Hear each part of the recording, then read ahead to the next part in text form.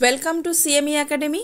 আশা করছি তোমরা সকলেই খুব ভালো আছো আর টেনশনও করছো, কিন্তু টেনশন করার কিচ্ছু নেই। তোমরা আগামী দিনের পরীক্ষায় সবাই খুব ভালোভাবে পারবে এবং প্রত্যেকে পারবে। আচ্ছা, সেক্ষেত্রে একটু বলি যে আমরা এপিজে আব্দুল কালামের যে বাণী দেখতে পাচ্ছি, যে স্বপ্ন সেটা নয় যেটা তুমি ঘুমিয়ে ঘুমিয়ে দেখো, স্বপ্ন হলো সেটাই যা পূরণের অদম্য ইচ্ছা তোমায় ঘুমাতে দেবে না। তাই এই ইচ্ছে শক্তি তোমাদের সকলেরই পূরণ হবে। এবারে একটু ওএমআর নিয়ে বলি, যে যেটা তোমাদের প্রত্যেকবার ভুল হয়, এবারে কিন্তু ভুল করো না। তার কারণ কিন্তু তোমাদের ওএমআর শিটেই প্র্যাকটিস করানো হয়েছে। তাই প্রত্যেকে খুব মাথা ঠান্ডা করে ওএমআর শিটটা ফিল করবে, বিশেষ করে রোল নাম্বারটা। ঘাবড়ানোর কিচ্ছু নেই, সব প্রশ্ন তোমাদের জানা থাকবে।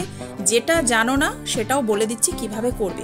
তার আগে বুকলেট নাম্বার কিন্তু কখনোই পাশের জনের দেখে করবে না, এবং অ্যান্সারও নয়, কারণ প্রত্যেকটা বুকলেট আলাদা নাম্বার থাকে এবং কোয়েশ্চেনের সিরিজ ঘোরানো থাকে। তার জন্য প্রত্যেকেই কিন্তু খুব সাবধানতার সাথে এই বুকলেট নাম্বারটা লিখবে এবং নিজেদের অ্যান্সার, রোল নাম্বার সবটাই কিন্তু নিজস্বভাবে করবার চেষ্টা করবে।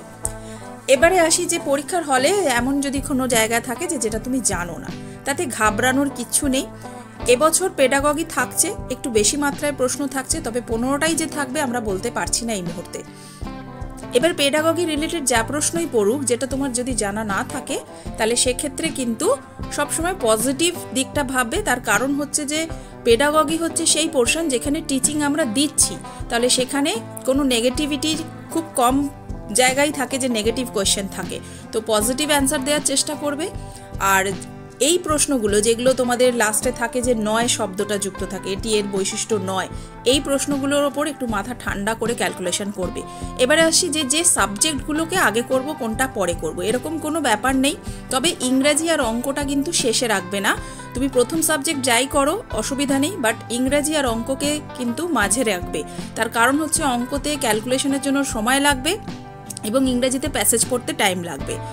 তাই প্রত্যেকটা প্রশ্ন চেষ্টা করবে সময়ের মধ্যে কমপ্লিট করার। আর যেটা জানো না সেটাকে নিয়ে সময় নষ্ট করবে না, স্কিপ করে পরে করবার চেষ্টা করবে। যেগুলো জানো সেগুলো আগে কিন্তু করে নেবে। এবং পরীক্ষা শেষ হয়ে যাবার পর কোয়েশ্চেন বুকলেট নাম্বার অবশ্যই প্রশ্নটাকে নিয়ে আসবার চেষ্টা করবে, যে গ্রিন কালারের থাকবে, এবং যে কপি থাকবে অ্যান্সার স্ক্রিপ্ট সেটাকে নিয়ে আসার চেষ্টা করবে। তার কারণ যখন পর্ষদ অ্যান্সার দেবে সেটা দেখে মেলাতে সুবিধা হবে।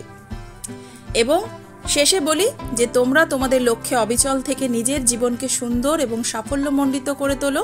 তোমাদের সবার প্রাইমারি টেট পরীক্ষা ভালো হোক এই কামনাই করি। Thank you everyone. খুব ভালো পরীক্ষা হবে তোমাদের।